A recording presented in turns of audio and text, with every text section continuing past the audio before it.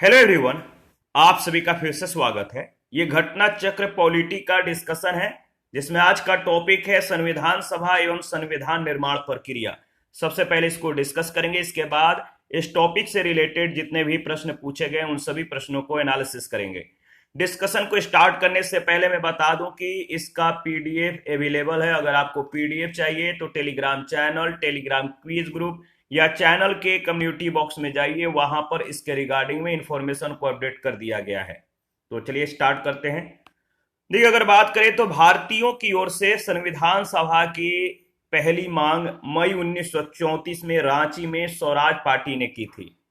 तो याद रखिएगा, भारतीयों की ओर से संविधान सभा की सर्वप्रथम मांग जो है 1934 में कहां पर, तो रांची में। किसने? तो स्वराज पार्टी के द्वारा की गई थी। 1934 में ही भारत में संविधान सभा के गठन का जो विचार है किसने दिया था? तो एम एन राय ने दिया। किसने? एम एन राय। भारतीय राष्ट्रीय कांग्रेस के स्तर पर भी पहली बार पटना में मई 1934 में ही संविधान निर्माण के लिए आधिकारिक रूप से संविधान सभा की मांग की गई, जिसकी पुष्टि कांग्रेस के 1936 के फैजपुर अधिवेशन में की गई। किस अधिवेशन में? तो फैजपुर अधिवेशन में। एक निर्वाचित संविधान सभा के द्वारा भारत के संविधान का निर्माण करने का प्रस्ताव सर्वप्रथम 1942 में क्रिप्स मिशन के द्वारा किया गया था। कैबिनेट मिशन योजना 1946 के द्वारा भारतीय संविधान सभा का प्रतिनिधिक निर्वाचन के आधार पर गठन किया गया था। कैबिनेट मिशन के रिपोर्ट के अनुसार अगर बात करें तो संविधान सभा निर्वाचित होनी थी और प्रांतों का प्रतिनिधित्व जनसंख्या के आधार पर होना था। यानी इसके तहत अगर मोटे तौर पर बात करें तो प्रति 10 लाख की जनसंख्या पर एक प्रतिनिधि के निर्वाचन की व्यवस्था प्रस्तावित थी। संविधान सभा की कुल सदस्य संख्या 389 निर्धारित थी, 389 निर्धारित थी। इनमें से 296 सीटें ब्रिटिश भारत को और 93 सीटें जो है देसी रियासतों को आवंटित की जानी थी। तो इसमें जो है 389 में 296 जो सीट थी ये ब्रिटिश भारत को, और 93 जो सीट थे ये देसी रियासतों को आवंटित की जानी थी। ब्रिटिश भारत को आवंटित 296 सीटों में से 292 सदस्यों का चुनाव 11 गवर्नरों के प्रांतों से और 4 का चयन मुख्य आयुक्तों के प्रांतों से किया जाना था। देसी रियासतों के प्रतिनिधियों का चयन रियासतों के प्रमुखों के द्वारा किया जाना था। संविधान सभा के लिए चुनाव जुलाई अगस्त 1946 में संपन्न हुआ। 296 सीटों में से कांग्रेस को 208, मुस्लिम लीग को 73 और छोटे समूह एवं स्वतंत्र सदस्यों को अगर बात करें तो 15 सीटें मिली। देसी रियासतों ने प्रारंभ में संविधान सभा में भाग नहीं लिया, ठीक है, याद रखिएगा। यानी अगर बात करें तो 28 अप्रैल 1947 को प्रारंभ संविधान सभा के तृतीय अधिवेशन से इसमें भारतीय देसी रियासतों के प्रतिनिधि क्रमिक रूप से शामिल होना प्रारंभ हुए। संविधान सभा मुख्यतः अप्रत्यक्ष निर्वाचन का परिणाम थी। प्रांतों की विधान सभाओं का उपयोग निर्वाचक मंडलों के रूप में किया गया। यह निर्वाचन वयस्क मताधिकार पर आधारित नहीं था। 1935 के अधिनियम के अनुसार मताधिकार कर, शिक्षा एवं संपत्ति के आधार पर सीमित था। 20 नवंबर 1946 को वायसराय ने निर्वाचित प्रतिनिधियों को आमंत्रित किया कि वे 9 दिसंबर 1946 को संविधान सभा की पहली बैठक में उपस्थित हों।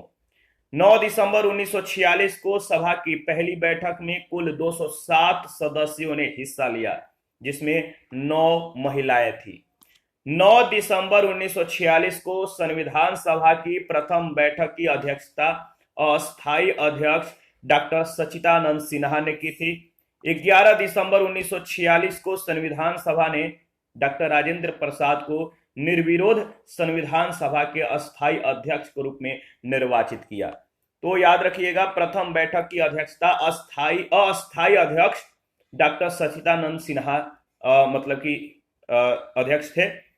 प्रथम बैठक की अध्यक्षता किसने की थी अस्थायी अध्यक्ष के रूप में? तो सच्चिदानंद सिन्हा। और इसके कह सकते हैं कि 2 दिन बाद यानी 9 दिसंबर को डॉक्टर सच्चिदानंद सिन्हा ने इसकी अध्यक्षता की थी। और 11 दिसंबर 1946 को संविधान सभा ने डॉक्टर राजेंद्र प्रसाद को जो है संविधान सभा के अस्थायी अध्यक्ष के रूप में मतलब कि चुनाव किया, निर्वाचित किया। 13 दिसंबर 1946 को जवाहरलाल नेहरू ने संविधान सभा में उद्देश्य प्रस्ताव प्रस्तुत किया, जो कि 22 जनवरी 1947 को संविधान सभा के द्वारा पारित किया गया।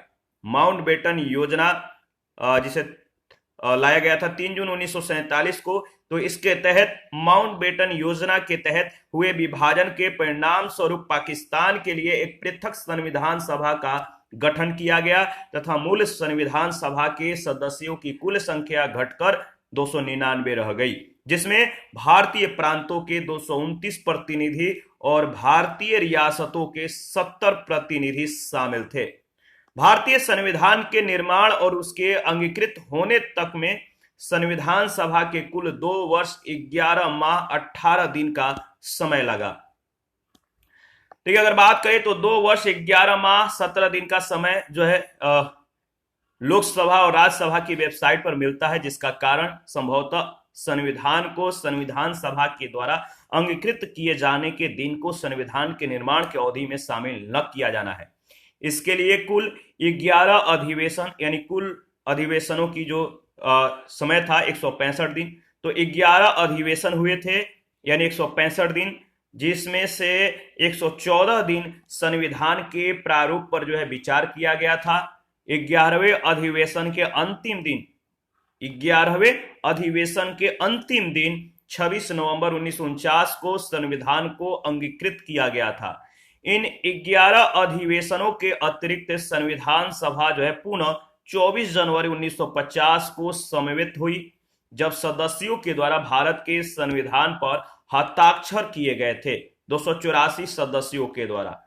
भारतीय संविधान के निर्माण के समय बेनेगल नरसिंह राव को जो है बेनेगल नरसिंह राव को संवैधानिक सलाहकार नियुक्त किया गया था। 26 नवंबर 1949 को भारत के लोगों के द्वारा अगर बात करें तो याद रखिएगा 26 नवंबर 1949 को भारत के लोगों के द्वारा संविधान को अंगीकृत, अधिनियमित और आत्म अर्पित किया गया। संविधान पूर्ण रूप से 26 जनवरी 1950 को लागू हुआ। संविधान पूर्ण रूप से कब लागू हुआ? तो 26 जनवरी 1950 को।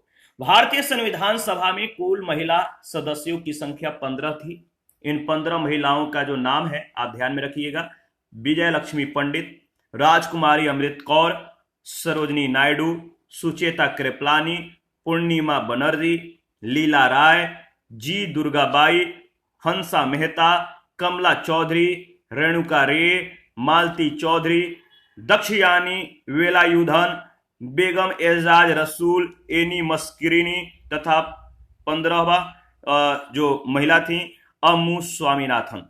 ये 15 महिलाओं का जो नाम है 2-3 बार आप देख लीजिएगा। पूछा जाता है कि भारतीय संविधान सभा में कुल महिलाओं की सदस्य संख्या कितनी थी, या इनमें से कौन नहीं थी, या इनमें से महिलाओं भारतीय संविधान सभा में महिलाओं का जो नाम है मतलब कि दे दिया जाएगा और पूछा जाएगा इनमें से कौन कौन थी या इनमें से कौन जो है भारतीय संविधान सभा में शामिल नहीं थी। तो इस तरह से प्रश्न का जो है मतलब कि कह सकते हैं कि शैली हो सकता है, प्रश्न पूछने का वे हो सकता है। 2 सितंबर 1946 को अंतरिम सरकार का गठन किया गया। इसमें मुस्लिम लीग के सदस्य शामिल नहीं हुए, हालांकि उनके शामिल होने के लिए विकल्प खुला रखा गया था, यानी वो शामिल हो सकते थे, ऐसा विकल्प रखा गया था। 26 अक्टूबर 1946 को जब सरकार का पुनर्गठन किया गया तब मुस्लिम लीग के 5 प्रतिनिधियों को कैबिनेट में शामिल किया गया। पहला प्रश्न पूछा गया है कि भारत के लिए संविधान की रचना के लिए संविधान सभा का विचार सर्वप्रथम किसने प्रस्तुत किया था? भारत के लिए संविधान की रचना के लिए संविधान सभा का विचार सर्वप्रथम किसने प्रस्तुत किया था? तो सही जवाब हो जाएगा स्वराज पार्टी ने 1934 में। मई 1934 में रांची में स्वराज पार्टी ने आत्मनिर्णय के अधिकार की मांग की और एक प्रस्ताव पारित किया जिसमें कहा गया कि वयस्क मताधिकार के आधार पर निर्वाचित भारतीय प्रतिनिधियों की एक संविधान सभा होगी जो संविधान के निर्माण करेगी। भारतीयों की ओर से संविधान सभा की मांग करने का यह प्रथम अवसर था। सेकंड प्रश्न है, स्वतंत्रता के पूर्व के दिनों में प्रारंभ में किसने संविधान निर्मात्री सभा का विचार प्रस्तुत किया था? स्वतंत्रता के पूर्व के दिनों में प्रारंभ में किसने संविधान निर्मात्री सभा का विचार प्रस्तुत किया था? इसका सही जवाब हो जाएगा एम.एन. Rai, option A. 1934 में ही भारत में संविधान निर्मात्री सभा का विचार एम.एन. राय ने दिया था। आगे बढ़ते हैं नेक्स्ट। थर्ड, किसने कहा था संविधान सभा अकेले ही देश के लिए एक स्वदेशी संविधान का निर्माण कर सकती है तथा सही मायने में और पूरी तरह से लोगों की इच्छा का प्रतिनिधित्व कर सकती है?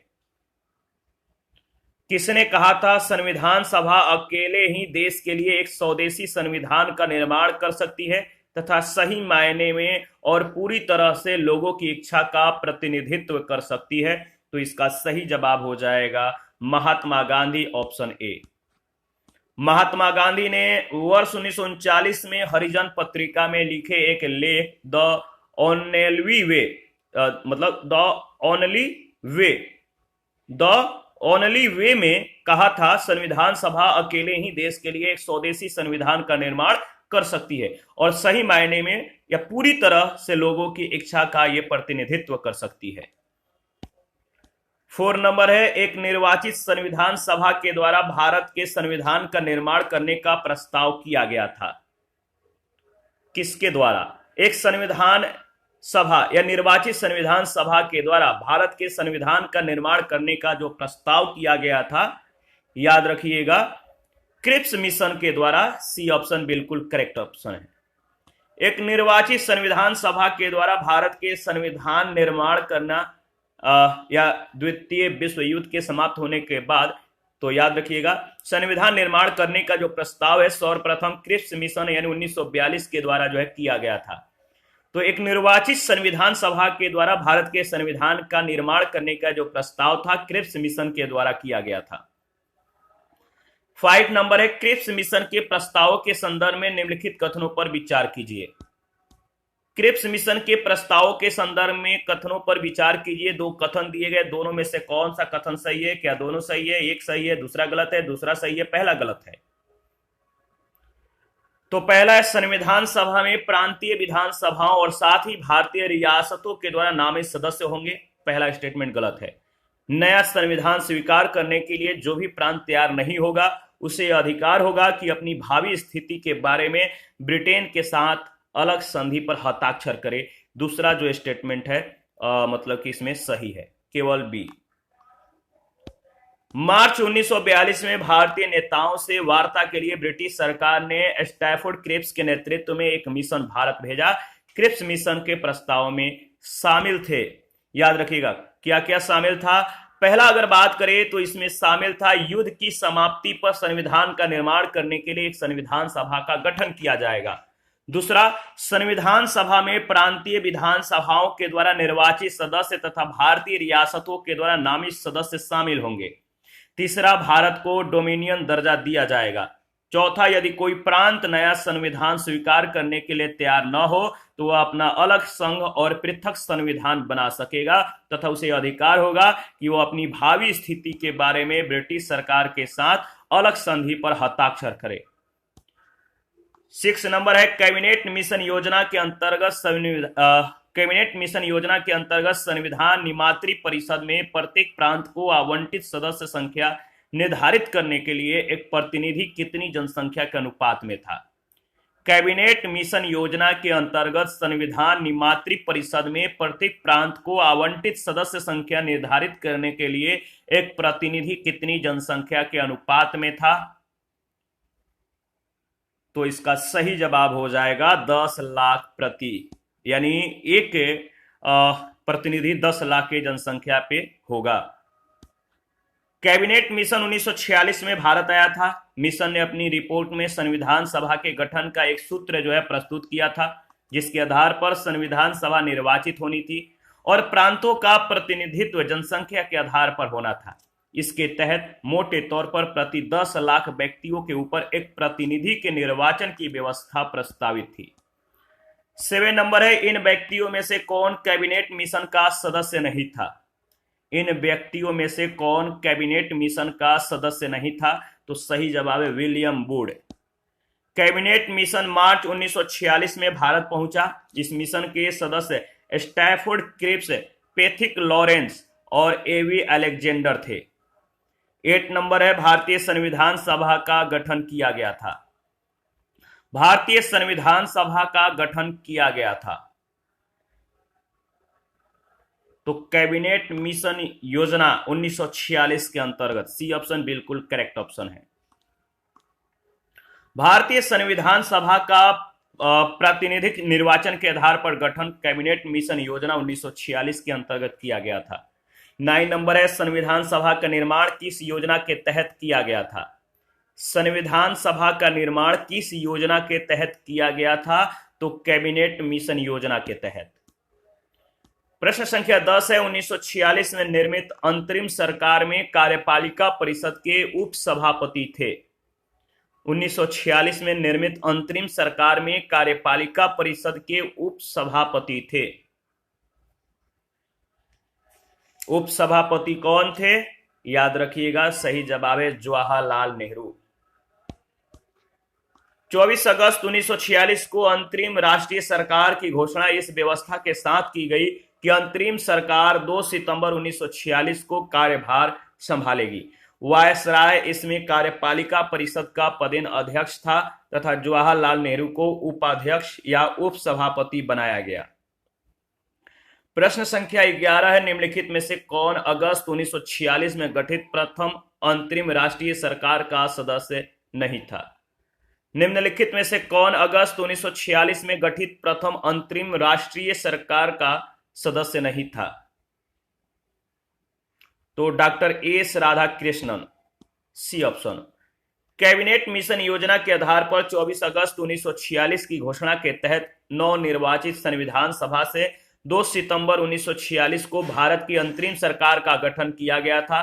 इसमें सी राजगोपालाचारी शिक्षा मंत्री, डॉक्टर राजेंद्र प्रसाद खाद्य एवं कृषि मंत्री, जगजीवन राम श्रम मंत्री थे, जबकि डॉक्टर एस राधाकृष्णन इस प्रथम अंतरिम राष्ट्रीय सरकार के सदस्य नहीं थे। 12 नंबर है, प्रथम अंतरिम राष्ट्रीय सरकार की घोषणा की गई थी। प्रथम अंतरिम राष्ट्रीय सरकार की घोषणा कब की गई थी?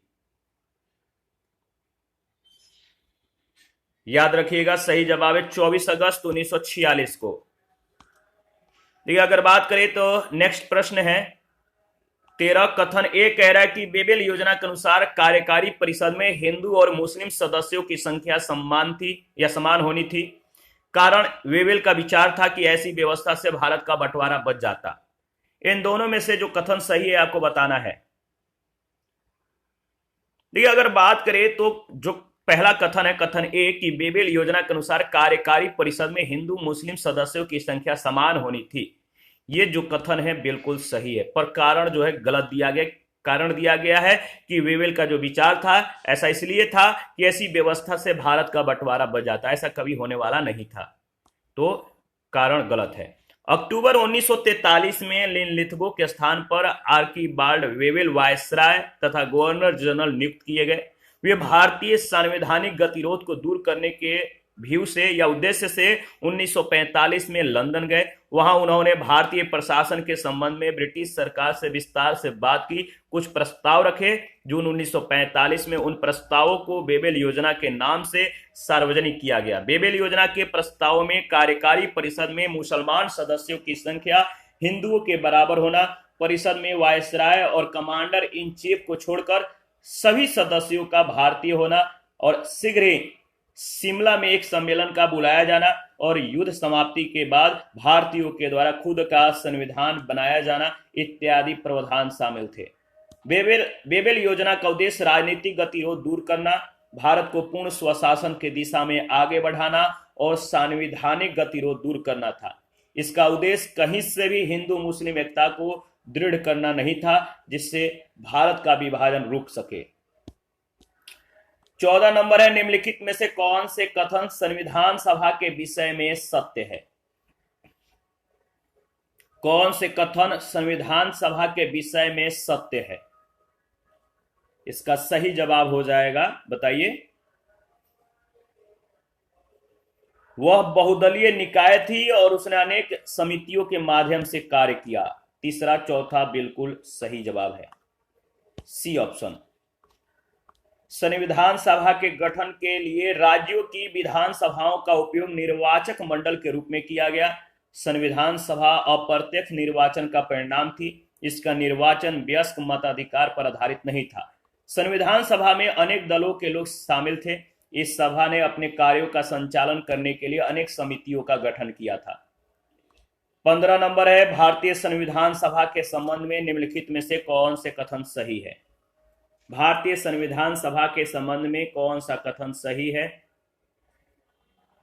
यह वयस्क मताधिकार पर आधारित नहीं थी, बिल्कुल सही। यह कई समितियों के माध्यम से कार्यरत थी। कुछ ही सेकंड पहले इन दोनों स्टेटमेंट को हमने जो है डिस्कस किया है, तो ऑप्शन ए और डी बिल्कुल सही है। 16 नंबर है, निम्नलिखित में से संविधान सभा के बारे में गलत कथन कौन सा है? संविधान सभा के बारे में गलत कथन कौन सा है? इसका निर्वाचन सार्वभौम वयस्क मताधिकार के आधार पर किया गया, सी ऑप्शन। संविधान सभा के सदस्यों का निर्वाचन प्रांतीय विधानसभाओं के सदस्यों के द्वारा अप्रत्यक्ष निर्वाचन के आधार पर हुआ था, न कि सार्वभौम वयस्क मताधिकार के आधार पर, मतलब कि प्रत्यक्ष निर्वाचन के द्वारा। तो याद रखिए, कर, संपत्ति और शैक्षणिक योग्यता के आधार पर मताधिकार प्रदान किया गया था, सभी को मताधिकार प्राप्त नहीं था। 17 नंबर है, भारत के संविधान का प्रारूप तैयार करने वाली संविधान सभा के सदस्यों को नामित किया गया, किसके द्वारा? भारत के संविधान का प्रारूप तैयार करने वाली संविधान सभा के सदस्यों को, याद रखिएगा, विभिन्न प्रांतों की विधानसभाओं के द्वारा चुना गया। तो इसका सही जवाब हो जाएगा ऑप्शन सी। 18 नंबर है, भारतीय इतिहास के संदर्भ में प्रांतों से संविधान सभा के सदस्य, भारतीय इतिहास के संदर्भ में प्रांतों से संविधान सभा के जो सदस्य थे, याद रखिएगा, निर्वाचित हुए थे प्रांतीय विधानसभाओं के द्वारा। 19 नंबर है, संविधान सभा में सदस्यों का चुनाव कैसे हुआ था? संविधान सभा में सदस्यों का चुनाव कैसे हुआ था? प्रांतीय सभाओं के द्वारा, डी ऑप्शन। प्रश्न संख्या 20, संविधान सभा के चुने हुए अस्थायी अध्यक्ष कौन थे, यह पूछा गया है। लेकिन आपको कमेंट में बताना है कि अस्थायी अध्यक्ष कौन थे। काफी महत्वपूर्ण है, दोनों जो प्रश्न है काफी महत्वपूर्ण है। संविधान सभा के अस्थायी अध्यक्ष कौन थे, कमेंट में बताइए। और यहां पे जो पूछा गया प्रश्न संख्या 20, संविधान सभा के चुने हुए अस्थायी अध्यक्ष कौन थे? इसका सही जवाब हो जाएगा doctor Rajendra Prasad, C option. फटाफट कमेंट में बताइए अस्थायी अध्यक्ष कौन थे। 9 दिसंबर 1946 को संविधान सभा की पहली बैठक की अध्यक्षता अस्थायी अध्यक्ष डॉक्टर सच्चिदानंद सिन्हा ने की थी। 11 दिसंबर 1946 को संविधान सभा ने डॉक्टर राजेंद्र प्रसाद को निर्विरोध रूप से संविधान सभा के अस्थायी अध्यक्ष रूप में जो है निर्वाचित किया। 21 नंबर है, संविधान सभा की प्रथम बैठक की अध्यक्षता किसने की थी? सेम प्रश्न सेम जवाब। संविधान सभा की प्रथम बैठक की अध्यक्षता किसने की थी? प्रथम यहां पर पूछा गया है, अस्थाई और अस्थाई नहीं पूछा गया है, तो सही जवाब हो जाएगा डॉक्टर सच्चिदानंद सिन्हा, सी ऑप्शन। 22 नंबर है, भारतीय संविधान सभा के उद्घाटन अधिवेशन की अध्यक्षता की गई थी, किसके द्वारा? भारतीय संविधान सभा के उद्घाटन अधिवेशन की अध्यक्षता डॉक्टर सच्चिदानंद सिन्हा के द्वारा की गई थी। इन्हीं के द्वारा प्रथम बार जो है अध्यक्षता किया गया था। 23 नंबर है, डॉक्टर राजेंद्र प्रसाद को संविधान सभा का सभापति चुना गया कब? डॉक्टर राजेंद्र प्रसाद को संविधान सभा का सभापति कब चुना गया था? दिसंबर 1946 में। 24 नंबर है, भारतीय संविधान निर्मात्री सभा के अध्यक्ष कौन थे? आपको मालूम है, संविधान निर्मात्री सभा के अध्यक्ष थे डॉक्टर राजेंद्र प्रसाद। 25 नंबर है, स्वतंत्र भारत की संविधान सभा के अध्यक्ष कौन थे?